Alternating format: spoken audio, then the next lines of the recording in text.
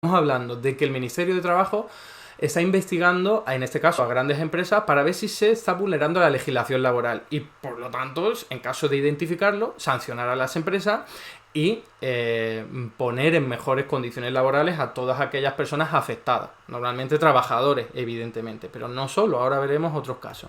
Entonces os traigo también una noticia que nos habla, es una noticia reciente, también del diario.es, que nos habla de la estrategia de la inspección laboral que ha cometido el Ministerio de Trabajo desde que está Yolanda Díaz a la cabeza, ¿no? Aquí tenéis el titular: la jornada de trabajo es uno de los mayores focos de abuso, con casi 14 millones de euros en multa en 2022.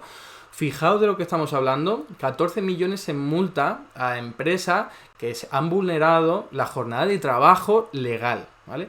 ¿Cuánto es esto? ¿Es mucho? ¿Es poco? Pues he ido a mirar los datos de antes de la pandemia y esos 14 millones de euros se convertían en 6 millones de euros. Es decir, que se están revelando, al menos en términos de multa, más del doble de infracciones de jornada laboral.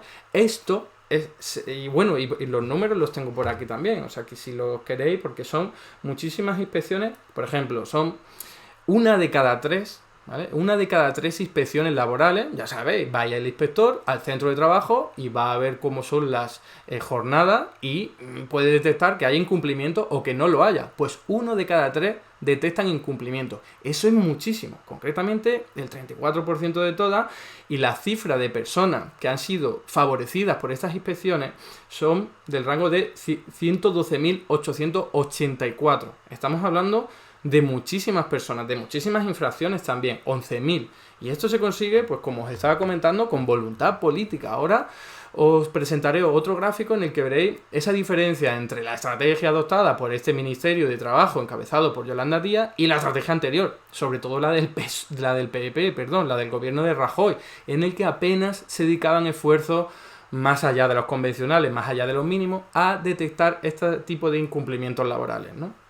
¿Por qué? Porque no solo ocurre con los trabajadores, también ocurre con lo que se denomina falso autónomo. Aquí tenéis una noticia, en este caso del País, en el que se revela cómo las investigaciones de inspección de trabajo han regularizado a 40.000 falsos autónomos durante 2022.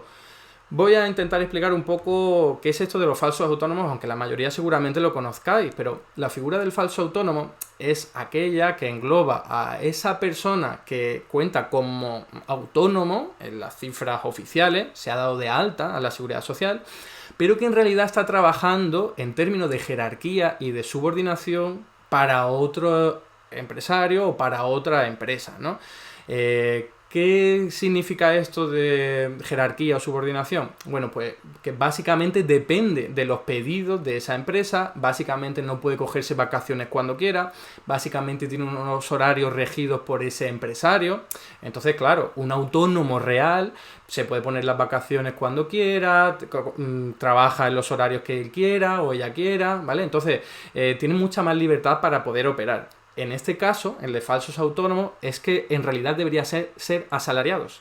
Deberían ser asalariados porque están subordinados a esa jerarquía de poder y de dominación que ejerce el empresario sobre el asalariado. ¿Por qué entonces se dan de alta como falsos autónomos, como autónomos? Pues porque al empresario le conviene que ese mismo trabajador se pague él las cotizaciones sociales y no las pague el empresario. Entonces esto es una forma de vulnerar la legislación laboral para que el empresario pague menos cotizaciones sociales, para que se ahorre un dinero bastante importante.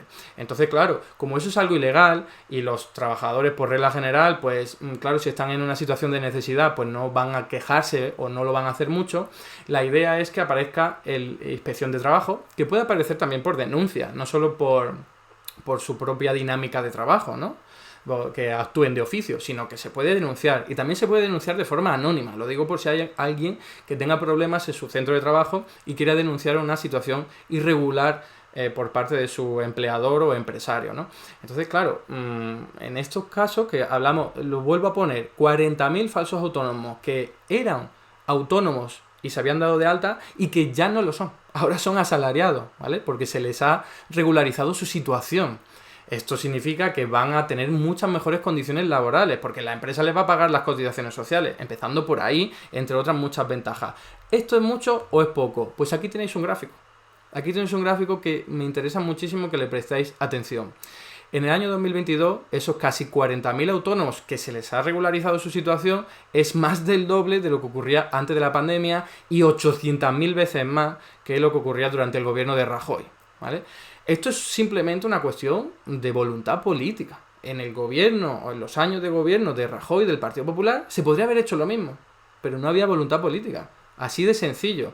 Ahí veis que en el año 2018 no hay barra porque no hay datos o al menos no son equiparables, y en el año 2020 y 2021 pues son años muy afectados por la pandemia, ¿no? Que las inspecciones de trabajo pues no operaban de la misma forma, como os podéis hacer una idea. Entonces, la clave del asunto y de este gráfico es que el Ministerio de Trabajo se ha puesto las pilas. También hay que reconocer que se puso las pilas antes de que se incorporara Unidas Podemos al gobierno de Pedro Sánchez, pero sobre todo el cambio radical ha sido con Yolanda Díaz, y lo que ha hecho ha sido perseguir con mucha más mano dura este tipo de violaciones de la legislación. Y esto es importantísimo recalcarlo porque es una forma de mejorar las condiciones laborales de los trabajadores, de muchísimos trabajadores. Estamos hablando antes de trabajadores asalariados por más de 100.000 personas beneficiadas, y ahora le sumamos 40.000 que eran falsos autónomos y que ahora son trabajadores con mejores condiciones, ¿no? Es un cambio, es un salto bastante importante que hay que tener en cuenta y que, hay que decirlo claro, es una buena política de inspección laboral porque simplemente dedicando más recursos a ello se logra mejorar las condiciones laborales. Fijaos, no se ha hecho nada más, no se ha cambiado una legislación, no se ha cambiado una ley, no se ha, dedicado más gasto público a esto, más allá de pagar o reforzar las plantillas de inspección de trabajo. Es que con muy poquito dinero se logra mejorar las condiciones de trabajo de muchas personas y además también mejorar los ingresos de las arcas públicas, porque todo esto está ligado a sanciones.